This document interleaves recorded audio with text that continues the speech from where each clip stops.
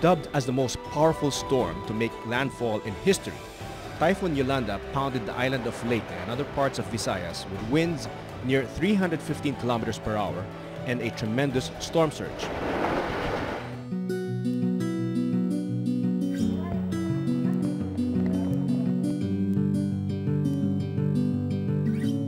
People just are desperate to get out. There is really, in the direction all behind me, Jake, there is really nothing. I mean, the houses are gone, the shacks are gone. It left thousands of people dead, injured, homeless, and in dire need for food.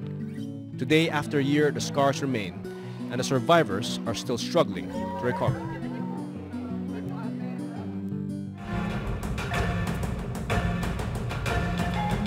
Many countries came together and provided rescue and relief efforts, doctors, temporary classrooms, and homes. The FAITH, or the Foreign Aid Transparency Hub, reported a whopping 73 billion pesos in total foreign aid. Late last year, President Aquino appointed former Senator Panfilo Lacson as Presidential Assistant for Rehabilitation and Recovery, tasked to unify all rebuilding efforts. And just last week, Aquino also signed the 170.9 billion peso master plan for post-Yolanda rehabilitation. But some believe that the government has fallen short in their efforts in building back better. Marami hindi pa nakaka-recover. Marami pa rin ang kulang, hindi natutustusan ng gobyerno. Saan naman yung tulong na galing sa gobyerno? Yun ang hinihingi namin, cash assistance, para naman kami makapagpatayo ng sarili naming mga negosyo. Nakukuha po namin sa gobyerno yung bigas lang po. Yun lang po ang natanggap namin na tulong. Inin mga relief goods, pinapalitan yung pagdating sa Tacloban, pinapalitan yung mga imported na bigas, imported na mga sardinas, inialagay dito sa amin, inipina.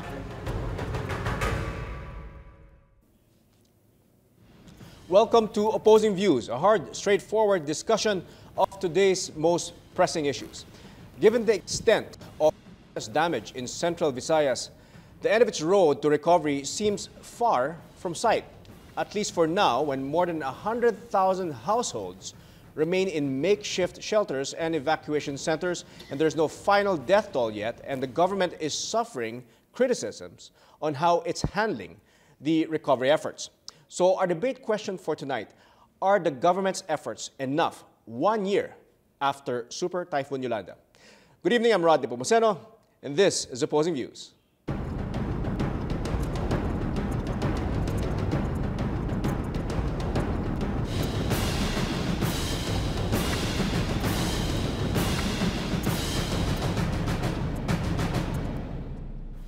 Joining us tonight in our discussion is DSWD Assistant Secretary Camilo Goodmalin.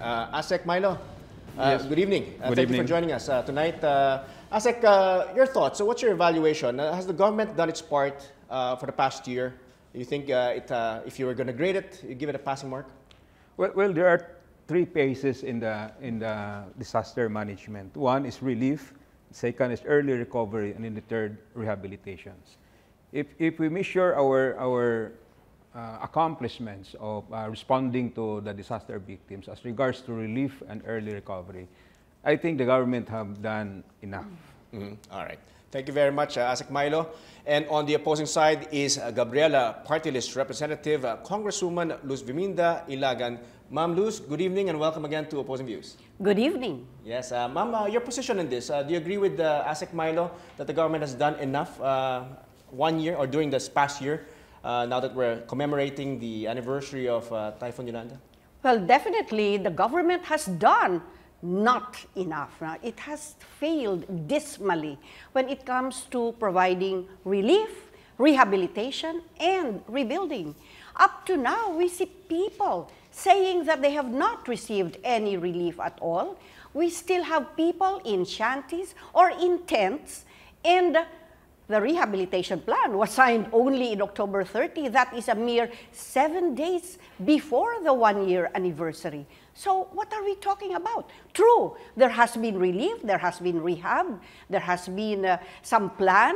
But then, if the plan alone took 1 year, what do we expect when it comes to implementation? All right, thank you very much, Congresswoman Luz. And now let's go to the heart of the discussion. And I'll start this question with Asek Milo. No? You think the national government has been effective in taking full control of the rebuilding process? As mentioned by Congresswoman Luz, there are a lot of people, and we saw it in the interview, there's still a lot of people who are disenchanted, and a lot of people that didn't get supposed aid the government was supposed to provide over the past year. Well, there are about 1.4 million families that were affected by Yolanda. And out of 1.4, there were about 900,000 that were displaced within this Yolanda corridor. And on the part of government, as regards to relief, only for government, we provided more than 7 million food packs in these areas. Of course, in the early days, 7 million food packs, or in the past year? Are you talking about the past year?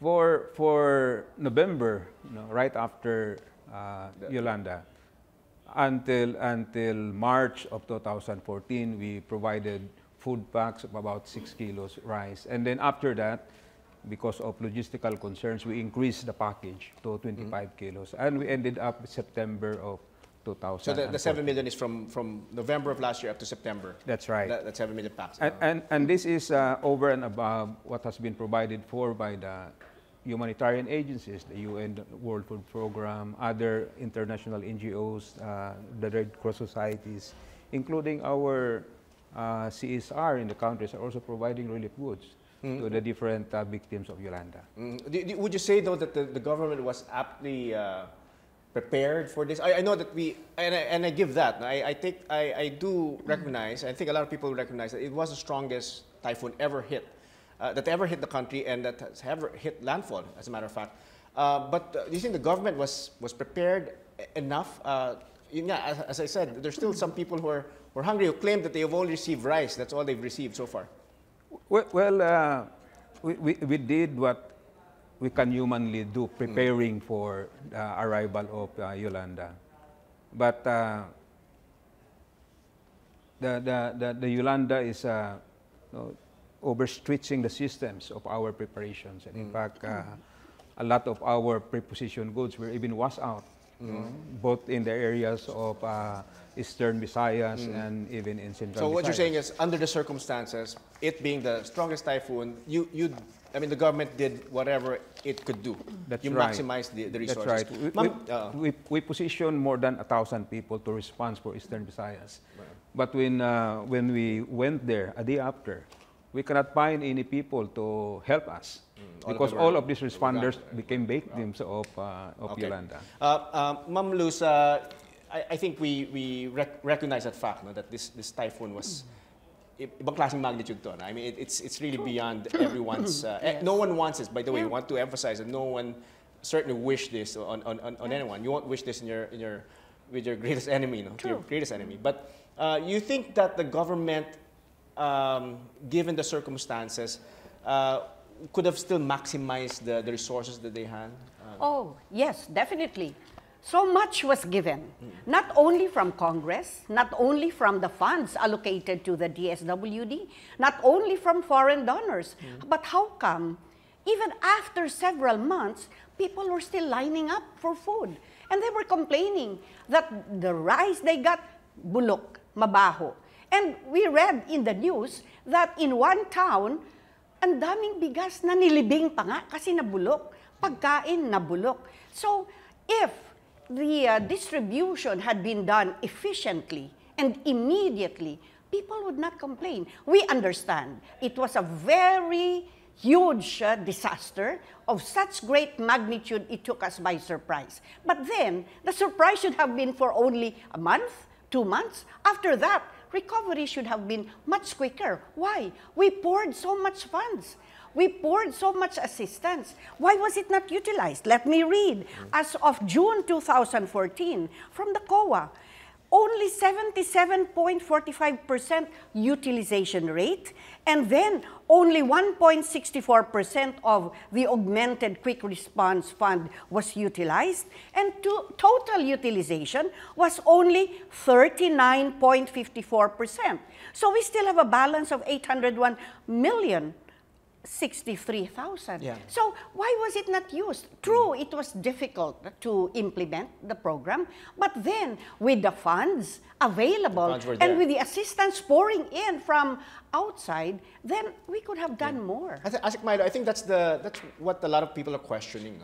The COA report, there were a lot of funds that are still untapped up to this point. Why is that? I guess a lot of people are scratching their heads. How can that be possible? Is it just bureaucratic processes that's delaying all of this? Well, this is a whole of government approach, and there are different agencies of government that are assigned to response. And DSWD is assigned to provide food, and non-food items for our disaster victims. And as far as our agency is concerned, we're able to deliver, the requirement. So you're speaking on behalf of DSWD. That's right. That's right. But of course, there are also who receive this fund that was allocated by Congress, supplementary fund that were also distributed to the different agencies. So you're saying that the underutility, Ma'am, were you saying what the figures you were quoting earlier, were these funds allocated to the DSWD or to the entire government? And this is DSWD, COA report. So the total utilization is much less. It's less than 0.5%. So where did it go? And how was it managed? No? And so we cannot avoid having all these questions, the suspicion that why was the fund, and I may cite COA report, as of December 31, 2013, the DSWD has the unutilized funds of 782,012,000 still deposited in DSWD accounts. Right. So why were they not used? All right. On that point, Ma'am Luz, we need to take a short break, and we'll get back to that. We'll get the answer of Asik Milo. Meanwhile, we invite you to weigh in via Facebook at facebook.com/opposingviewsonlinetv or tweet your thoughts at opposing_views. Use the hashtag #OVYolanda. Stay tuned. We'll be right back. Don't go away.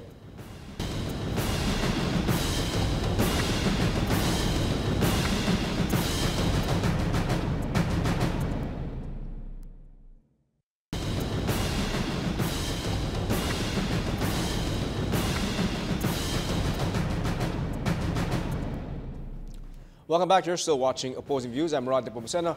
We have with us Asek Camilo Gudmalin and Representative Luz Viminda Ilagan. And the great question for tonight is, are the government's efforts enough 1 year after Super Typhoon Yolanda? Right before the break, Ma'am Luz made a point that there were donations given, and there were like 740 million pesos donated. And I think only 1% of that was used, according to a COA report. But that report, as you mentioned in the break, was December 3rd. That's right. December 30 of 2013. Can you clarify what happened to those donations, and why did it take so long for the government, Asik Milo, to release those donations? Because a lot of people are scratching their heads and scratching their bellies, no? But ang tagal. Well, for record purposes, DSWD received a total of 1.06 billion pesos, equivalent in pesos, donations intended for the Yolanda victims. And we started receiving that in the late of November and then continuing until 2014. We were not able to immediately utilize the donations because we still have to validate from the donors as to what is the intended purpose of the donations, whether they wanted it to be used for relief goods, they wanted it to be used for early recovery, or they wanted it to be used for shelter. So you had to validate the purpose of each donation. That's right. Yeah. That's right.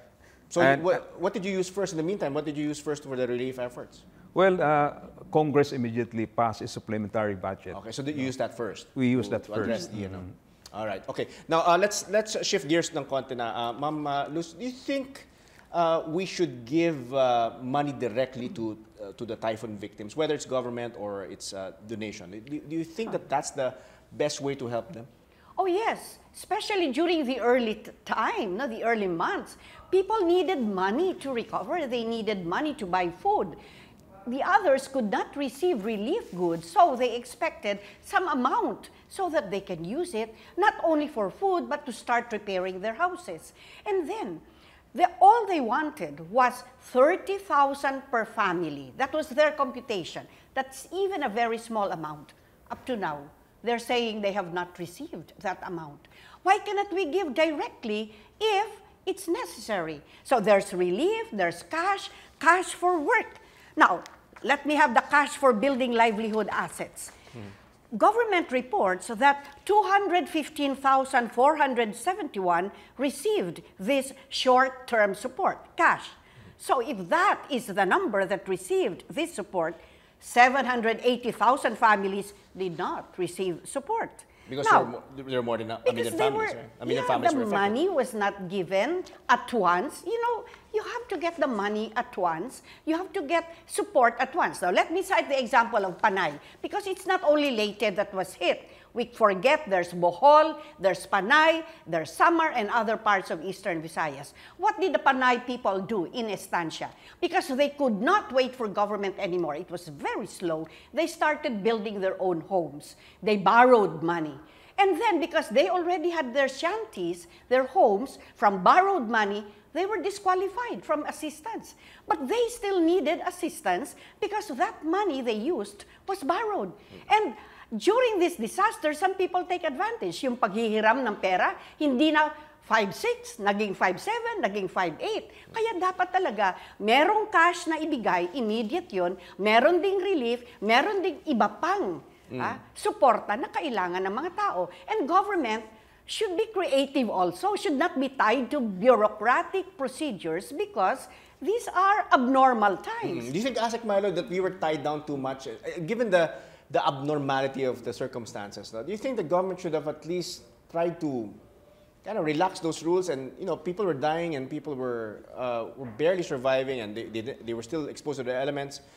It was still raining after Yolanda. There were still a couple of storms that came. Don't you think that we could have relaxed that, or your hands are really tied down? Wala kayong magagawa? No, we precisely did what Congressman Luz was stating, of really providing money. You did, aside from the food. Did you just give it to 215,000 families, as mentioned by Luz, or is it more than that?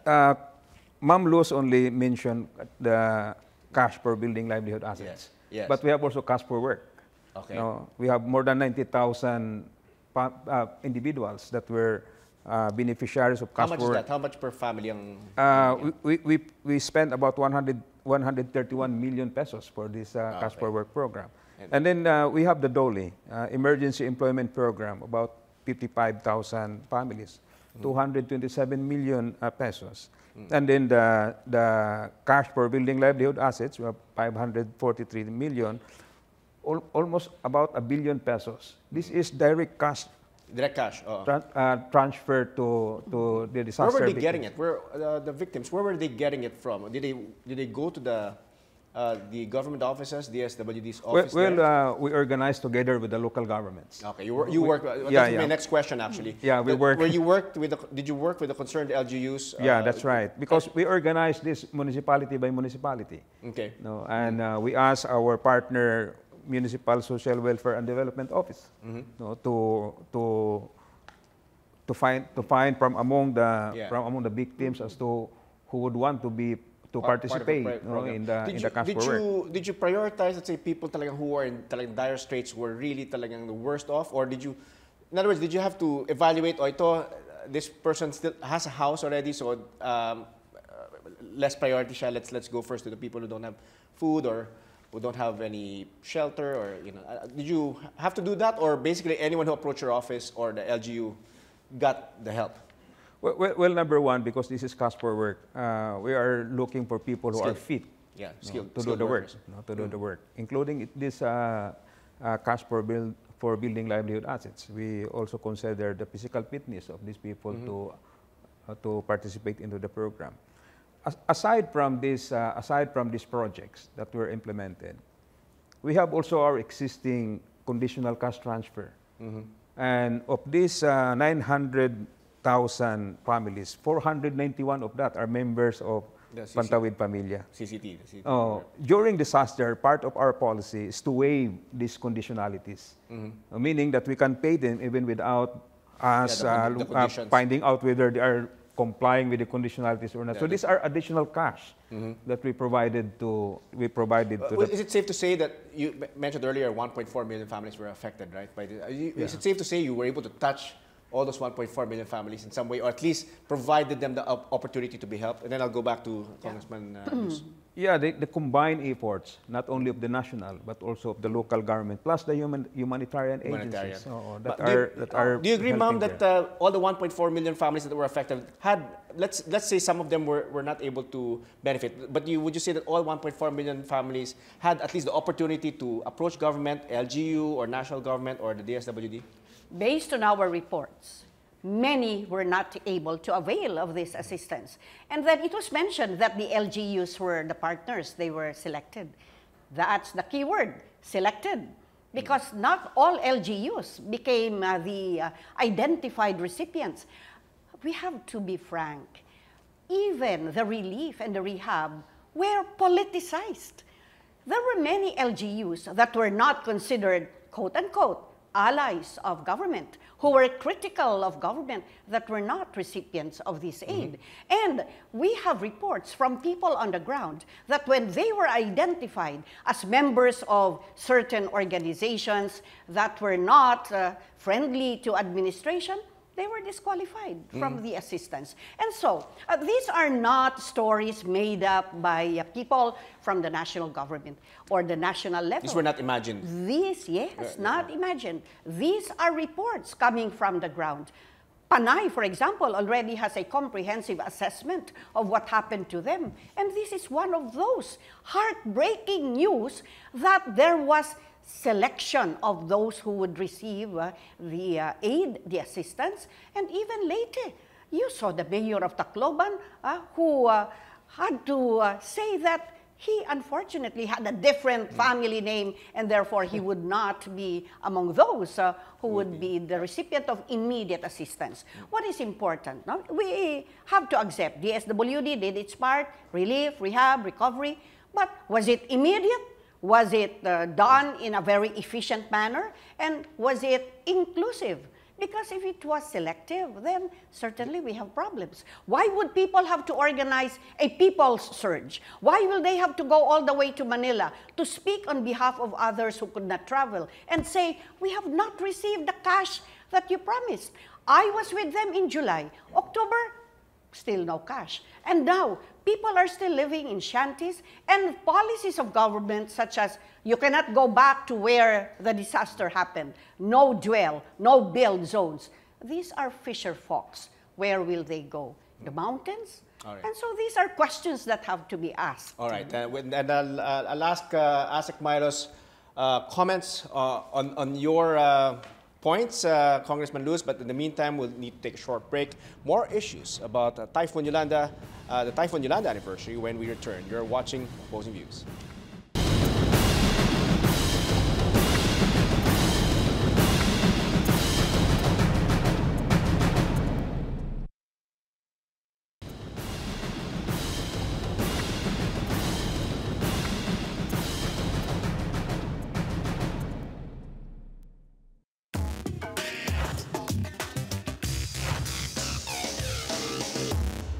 Marami pa rin yung mga binabalitang wala naman nagbago halos. Tapos dun sa donations na natanggap ng Pilipinas, parang questionable pa rin kung saan napunta. Kung magkakaroon nga siya ng bahay pero wala siyang pagkakakitaan, babalik at babalik sila sa lugar na hindi naman sila dapat nandun. Para sa akin po, opo, kasi natutulungan po nila yung mga taong nasalanta para bumangon ulit, para magkaroon po ulit ng pag-asa. Hindi pa okay ang ano nila doon, mga kalagayan nila, di ba? Mga walang bahay, puro tent lang, di ba? Paano yan pag bumagyo uli? Yeah, kawawa na naman sila doon. Okay naman siya kasi lahat ng sa amin na salanta inatulungan naman niya. Yung mga binibigay niyang mga benefice para sa mahihirap, nagawa naman ng mga doon, gobyerno. Welcome back. You're still watching Opposing Views. I'm Rod Nepomuceno. Still with us is DSWD ASEC Camilo Goodmalin and, of course, Gabriela Party List Representative Luz Biminda Ilagan. Our question, are the government's efforts enough 1 year after Super Typhoon Yolanda? Right before the break, Ma'am Luz was making a point, no, na parang it's become a selective type of, I guess, servicing on the part of the government, no, in providing relief and rehabilitation. Specifically, she mentioned that there seems to be some politics involved. Those LGUs that were benefiting from the government's assistance in rehabilitation seem to be those that were allied to the president. Would you agree with that, ASEC Milo, with that assessment? No, I will talk by my own experience. Okay. I was one of the first responders that arrived in Tacloban, a day after Yolanda. And and since Tacloban was one of the hardest hit areas, and a lot of displaced people, we concentrated our relief operations in Yolanda. Of course, other DSWD personnel went to Cebu, you went to Panay to also do the relief distributions. During the meetings we had with NRMC, that is there also in Tacloban, is to concentrate first in Tacloban and then expand our distributions to the different municipalities of Leyte, and then we open up new distribution hub even in Giwan. Okay. So your orders were specifically Tacloban. Tacloban, yeah, Tacloban. 138 barangays. Kailangan mabigyan namin yun ng relief goods. And of course, during the time, the first 5 days of relief operation was very hard. Mga kalsada, puno ng debris. No? Wala kang sasakyan na makuha. So, what we did is really to communicate to the different barangays, and then tell them that, and then we told them that we have food here in this warehouse, and then whatever means that they can get this food from the warehouse, they will just go there, and we will give it to them. So that was the first 4 days, and then after that we scaled up our operations, going into as far as Ormoc in Biliran, as far as Western and Eastern Samar. We did not select. You didn't select. When you were going there, you weren't. Kailyado ng presidente yan, or walang ganun. There was an assessment team that was immediately sent, by the Armed Forces of the Philippines, determining as to who are the municipalities that were affected by Yolanda. And based on that report, we put that into our map and we said this is where the distribution. So your priorities based on those, the level of, the impacted, cities and municipalities. Yun ang basehan nyo, yung level of impact or the level of damage. Yeah, that's right. Even those that were hard to reach, the islands. Okay. So upon the arrivals of the aircraft coming from the U.S., we prioritize the hard-to-reach areas in the delivery of our. Now I'll go to the question of Ma'am Luz, and Ma'am Luz, I'll let you weigh in also. I mean, there is still quite a number. I mean, there are like 95,000 households that are still living in unsafe and inadequate makeshift shelters, and there are like 25,000 individuals who are still in transitional shelters. No, that's quite a number. No? There are 428 families that remain in tents, 1,044 in bunkhouses, and 371 in temporary shelters. How do you address that? I mean, these are hard numbers, and after a year we still have these numbers. What is your comment to that, ASEC Milo? Well, at the beginning, these displaced people were provided with temporary shelters, and these are tents. No? And living inside the tents is very difficult. It's very hot. Yes. So we said that we might as well transfer them to a bunkhouse. But when people were transferred to the bunkhouse, they started also complaining because very crowded and so on and so forth. So we decided to build now a single detached transitional shelter. Transitional shelters. And we are transferring them into the transitional shelters. The reasons why they are put into that temporary shelters, because as Ma'am Luz have pointed out, that there are areas in this affected by Yolanda that are really hazardous. You know, they are in the coastal areas and so on and so forth. And during consultations with the local government is that they need now to redefine you know, the land use of those that were affected, because Yolanda changed also the shape and the landscape. The landscape of those that were affected. And therefore, there are areas that are already very hazardous. If there will be another storm, the same people who are living there will be put in harm's way.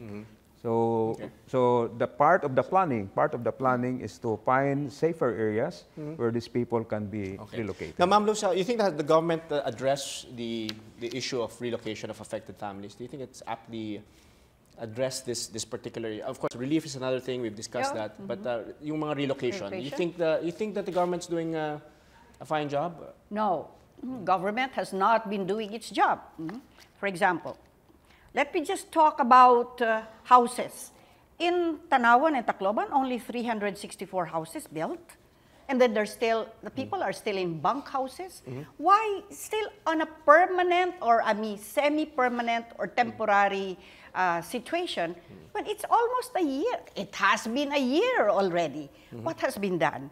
Now, slow rebuilding actually. And this data came from the Office of the Presidential Assistant for Rehab and Recovery, OPAR.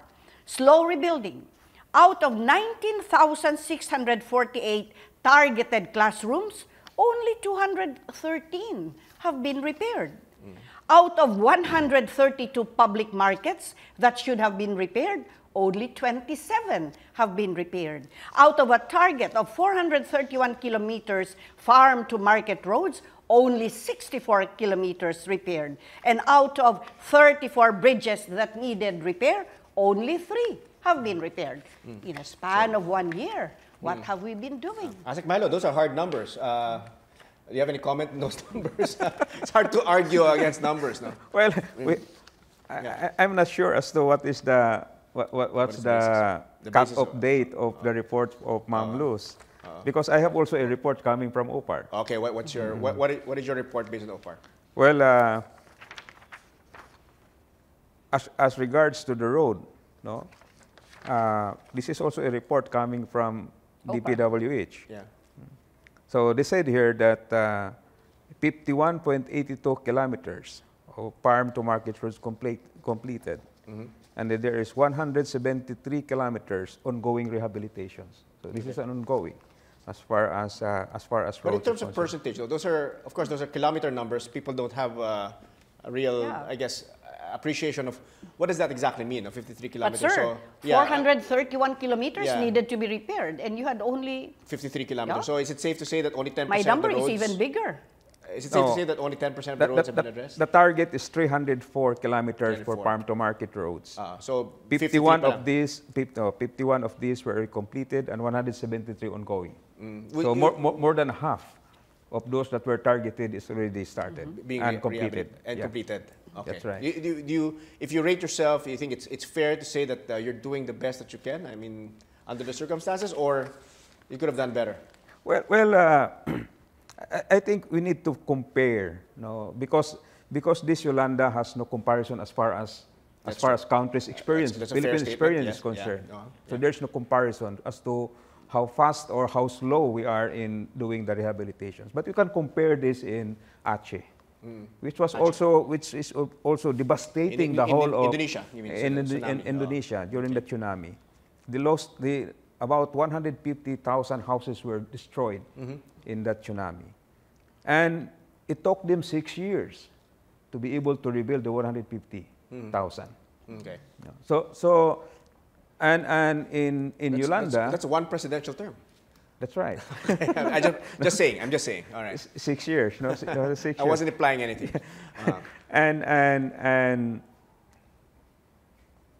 So I guess for Yolanda, we have almost about 500,000 totally damaged houses. 500,000. So that's four. So if we expect this to happen in 1 year's time, so I think that is unrealistic expectations. All right. Now, okay, and I'll ask this to both of you, Ma'am Luz, no, and Asik Milo. DSWD Secretary Soliman reported to the President in a recent cabinet meeting. She said that, and I quote, "Rehabilitation is far from perfect, but the Philippines has made significant strides compared to other countries who've suffered the same thing." No, I guess there's just one evacuation center in Tacloban City serving 48 families. Now, is this accurate, Ma'am Luz? What does your data tell you? Well, I would not know about the data coming from the DSWD, no? Because data coming from that agency could be self-serving.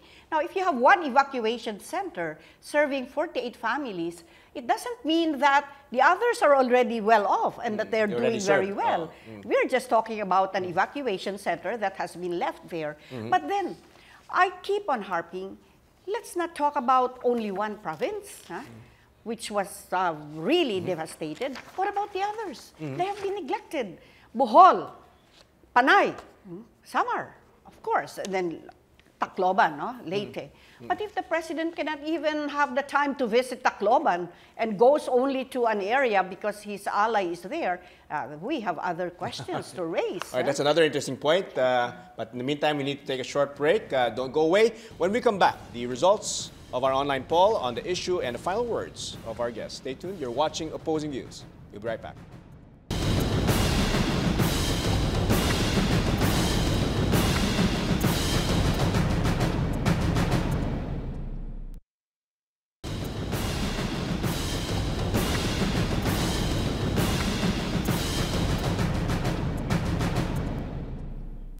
Welcome back. This is Opposing Views. I'm Rod Nepomuceno.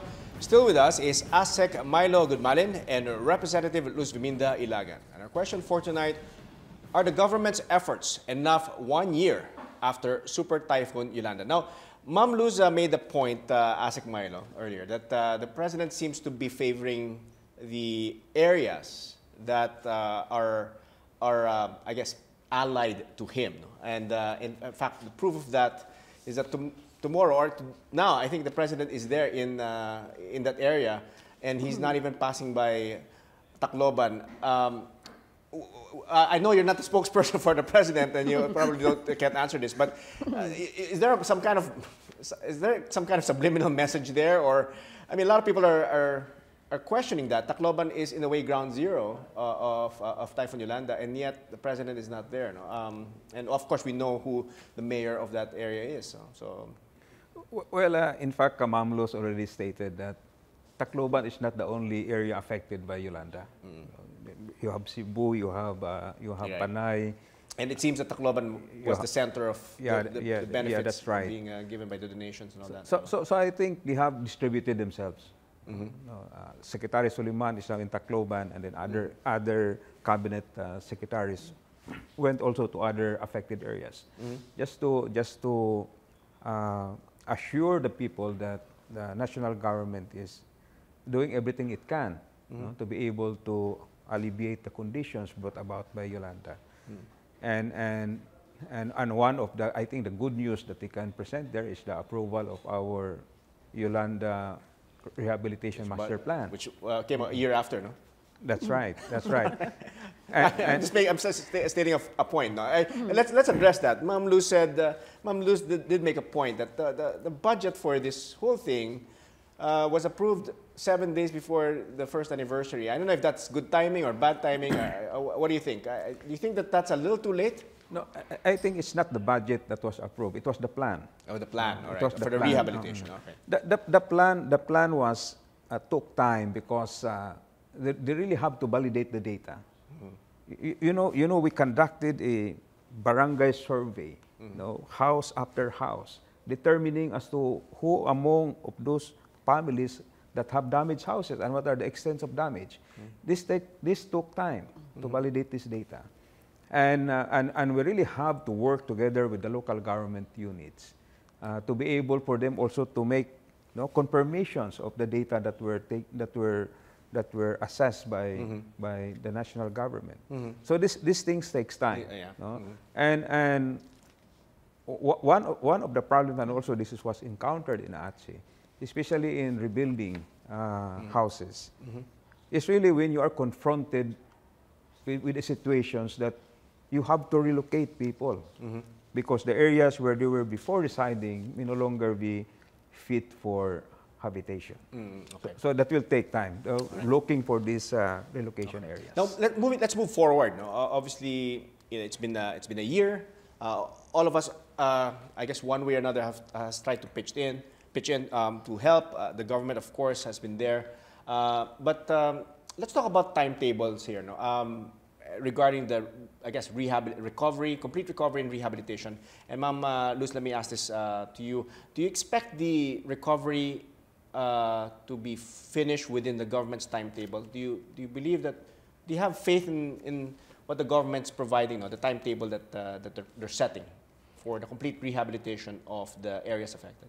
Well, based on government's track record and based on experience on the ground, if it takes 1 year to plan, to draw a plan, even with a budget available, I wonder how long it's going to take to implement that plan. I agree, it takes time, but it should not be a long, long time because people are waiting. People are hungry, people want jobs, people want to move on, but they cannot.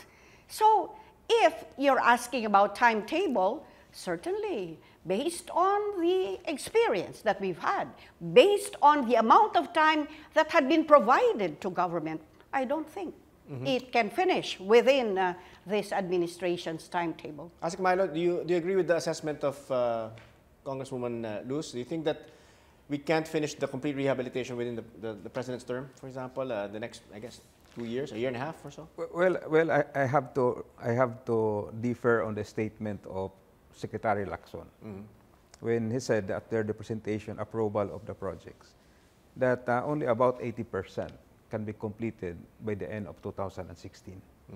80%. So 80%. That is his estimates.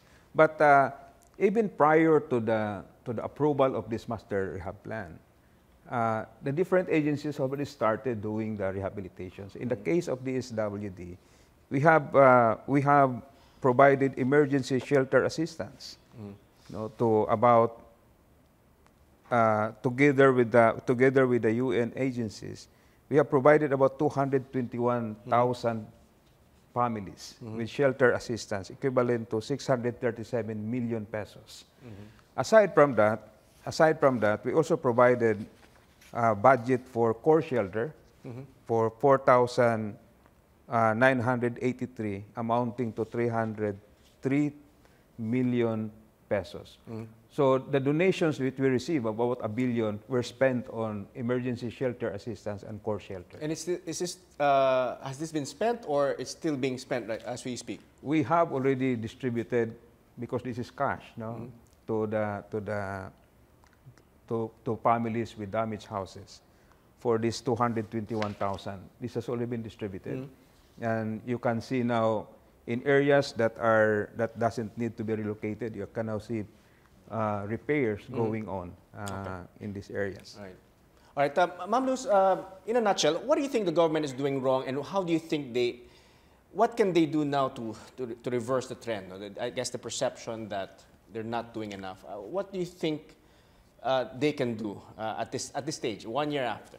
Well, they have to work overtime. And I think the planned visit of the Pope will motivate them. You think it's good timing? It's a good thing. The Pope is coming over. If he were not coming over, I suppose we would have further delay. I could say that we have the saying, to whom much has been given, much is also expected. Much has been given to the agencies in terms of mandates and resources. Much is expected of them. But where is this? Right. Asek Milo, do you think at this stage the people will see some concrete steps being taken by the government that they can really feel it? No, I mean, because again, our very own Mr. Jing Magsaysay is there, no? And he's been asking a lot of people, and the sentiment is just the government is not present, or at least they don't feel it. Do you think that now that the plan has been approved, now that of course the budgets are being released, and now that you've been able to evaluate each donation, do you feel in your heart that the people will finally feel the benefits that they can get from this government, from this Yolanda disaster? Well, there are also a lot of people who has been, we saw in the video people saying that they receive assistance from the government. Me, perhaps not everybody, but there are as we are saying here, that there are a lot, hundreds of thousands also receive assistance. But we will be able to fast track further the implementations as stated by Ma'am Luz, given now the resources that is being made available to the agencies. In the case of the SWD, we are allocated about 20 billion out of the 170 billion. So these are enormous resources that we can mobilize to fast track now the recovery and rehabilitations of the affected areas. Okay, we've reached the tail end of the show. We just have a couple of minutes, so I'm going to give you a couple of minutes, Asek Milo, to give your final words to our televiewers and probably assure them of what the government is doing. Well, on the part of the national government and Department of Social Welfare and Development, the resources has been made available with the approval of the Yolanda Rehabilitation Master Plan. And we are now mobilizing our workers in the field to identify what are the priorities so that we will be able to utilize the money that is being given to us. And hopefully we'll be serving a lot of people who has been waiting for these resources. And hopefully we will be able to bring back into normalcy the lives of these affected by Yolanda. All right. Thank you very much, DSWD Assistant Secretary Milo Gunmila. And Ma'am Luz, Congresswoman Luz Ilagan, your final words, ma'am, to our televiewers. Well, we say to see is to believe. So much resources, so much assistance coming from local and national and international groups. We have to see the effects of the utilization of these funds. We have to see how our people are being assisted. We cannot wait for another year. 1 year has passed, and yet we still have people on the ground complaining that they are not able to move on. They have not even buried their dead. There are still ships on the shoreline which have not been removed. How many bodies do you think are still under those ships? So these are morbid realities that we want our people to escape from. As I have said earlier, so much has been given in terms of mandate, resources to our agencies. We expect also that they do their job quickly, efficiently, immediately for our people. All right. Thank you very much. Thank you. Thank you, Congresswoman Luz Yuminda Ilagan. And again, thank you to our guests, DSWD Assistant Secretary Camilo Gudmalin and Gabriela Party List Representative Congresswoman Luz Yuminda Ilagan. Now let's see the results of our online poll. We asked you, are the government's efforts enough 1 year after Super Typhoon Yolanda? Those who answered yes, they've been enough, 30%. Those who answered no, 70%. And that's our opposing views for tonight. Tune in again next week for another bold and engaging discussion on today's most relevant issues. I'm Rodney Popoceno. Good night. God bless. Happy weekend.